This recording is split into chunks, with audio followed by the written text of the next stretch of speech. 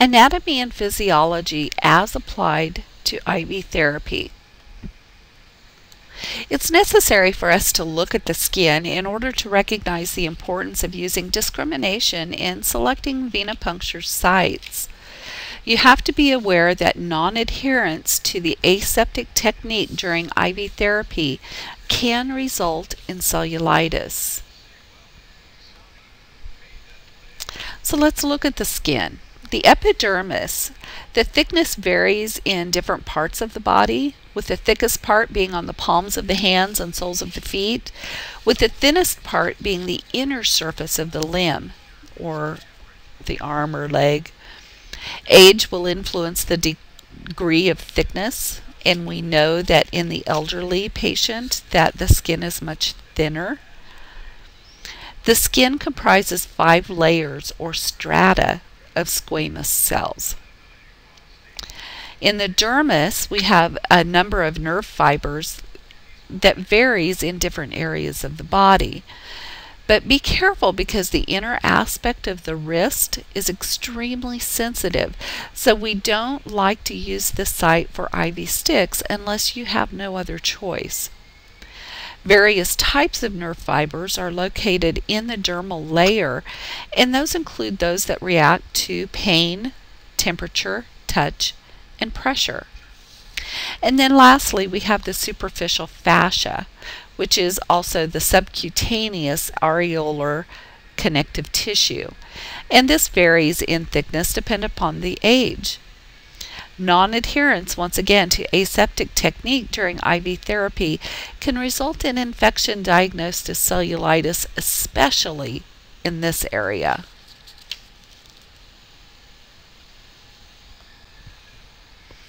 Knowing the anatomy and physiology of the circulatory system helps enable the IV therapy provider to differentiate among the vessels that comprise this system, and to develop a sense of discrimination of selecting a vessel for venipuncture, and also to understand how the vessels react to external stimulation.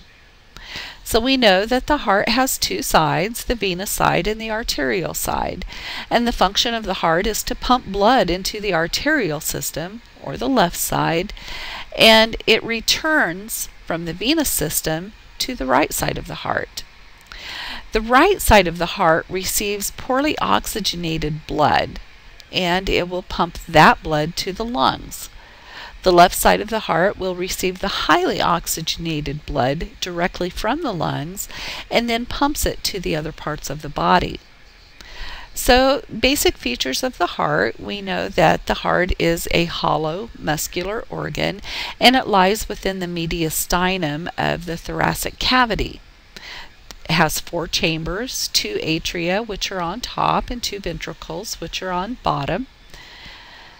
And there's valves between the chambers. So the tricuspid is on the right side, the mitral or the bicuspid is on the left, the aortic is between the left ventricle and aorta, and the septum will divide the right side of the heart from the left side. So again, how does the blood flow through the body? We get deoxygenated blood from the body into the right atrium, which is then pumped to the right ventricle and goes on to the pulmonary arteries, which take it to the lungs for the oxygen and carbon dioxide exchange. So then we get oxygenated blood carried back to the heart through the pulmonary veins. It goes into the left atrium and then into the left ventricle, where it's pumped into the aorta for systemic circulation and coronary perfusion. So from the aorta, we go to the arteries, to the arterioles, to the capillaries, to the venules, to the veins, then back to the vena cava and back to the heart. This is a closed circulatory system. So some information on the arteries, which vary from the veins. We have 2 different types of veins. We have superficial and subcutaneous veins in the superficial fascia, And then we have deep veins that are located deep within the tissue. And this is where the deep vein thrombosis will occur, is in those deep veins. Veins do contain valves that will prevent blood from refluxing or going backwards. It always goes forwards, except for in the scalp veins. The veins, the blood here is dark red because it has materials drained from the tissue by the capillaries. Or the color of the veins are dark red, I'm sorry. And their role in circulation is generally arranged in networks to supply a specific area. If a vein is injured, then it's usually compensated by other veins, and that helps maintain circulation. They are much more numerous than arteries. Arterioles supply capillaries with oxygenated blood, and venules connect the venous end of the capillaries. They drain carbon dioxide and other waste products of cell metabolism from the capillaries. And then the capillaries, their walls are only one layer thick and they're semi-permeable. These capillaries are embedded throughout body tissues and entwined around body cells. So here's a picture that kind of shows some of that network, but it also shows the structure of the arteries or veins also, with the tunica interna, media, and externa. So remember that valves can interfere with the withdrawal of blood because they close the lumen of the vein when suction is applied. There is a slight adjustment of the IV needle, and that will usually solve that problem. Complications in the tunica intima includes phlebitis and or thrombus, and this can arise from damage to that layer. Injury to the lining can result from mechanical damage, such as a tearing of the lining from a traumatic insertion or excessive motion of the IV catheter. You know, you're manipulating it frequently or it's not secured very well and it rocks back and forth. Chemical damage with administration of irritating medications or solutions, or by not allowing the skin prep to dry completely prior to the venipuncture. So then the prep enters the vein with the IV catheter. And bacterial introduction, which is related to contamination of the IV site or the catheter during or after venipuncture. The tunica media also contains nerve fibers that are both vasoconstrictor and vasodilators, and it helps keep the vessels in a state of tonus. So in other words, not too flabby or not too hard. It's not as strong as stiff in the veins as it is in the arteries, however. And the tunica adventitia is thicker in arteries than in veins because it has a greater blood pressure exerted in the artery than it does in the vein. So it has to be a little bit thicker.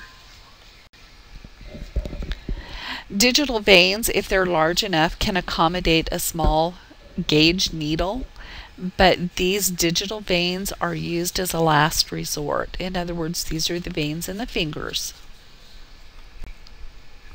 The metacarpal veins, the hand itself will provide a flat surface for stabilization, and since this vein is in the extremity, it does allow successful venipunctures to be performed. So a lot of the hand veins might be the first choice for venipuncture, but whenever you use them, remember that the distance from the insertion site to the prospective catheter tip has to be considered to avoid positioning that IV where the catheter tip will end up in the wrist. And it's preferred that the wrist is not immobilized. So you have to consider the impact that limited ability to use the hand will present to patients that require their hands to support position changes use crutches, walkers, or home infusion therapies, because we know that IVs in the hand can be bumped or dislodged frequently just because they're in an area that is used often. The cephalic vein size readily accommodates a large needle, and its position provides really easy access and natural splinting. So it kind of runs along the thumb side, and it's one of the bigger veins that runs along the thumb side of the wrist. This vein can be accessed from the wrist all the way into the upper arm using the most distal area of the vein first, because remember, or you probably don't know this yet, but you will learn that when starting an IV, you never start it below where another IV has been started. These veins do tend to roll, so it's really important to anchor the vein when you're doing venipuncture. The accessory cephalic vein is also a larger vein and will accommodate a larger needle. The basilic vein is one that is not frequently used for IV sticks because it's not one that is seen as easily as others, but this is really an area where you can find a wonderful place to insert an IV. It's large and it usually is fairly prominent, but it's on the side of the arm, almost on the underside, but not quite. But it's visualized by flexing the elbow and bending the arm upward.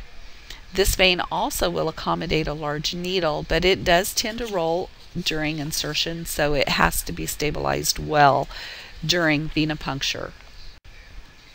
The median veins are usually spotted on the ulnar side of the inner forearm, and it's not usually a first choice because venipuncture, again, in the inner wrist area may be more painful because of the close proximity to nerves. The median cubital vein is used as a last resort for routine IV therapy. One of the reasons is accidental arterial puncture is a concern in this area, but this is also the area that we tend to draw blood for specimens to be sent to the lab. It's also an awkward area because the patient is always bending their arm, and it can cause IVs to not last as long or as well in this area. So this is just another picture that kind of maps out where some of those veins are in the arm and the hand. Vascular access devices and placement. There are some therapies that are not appropriate for the short peripheral lines that you as an LPN can start. These types of therapies usually will require a central or an implanted line.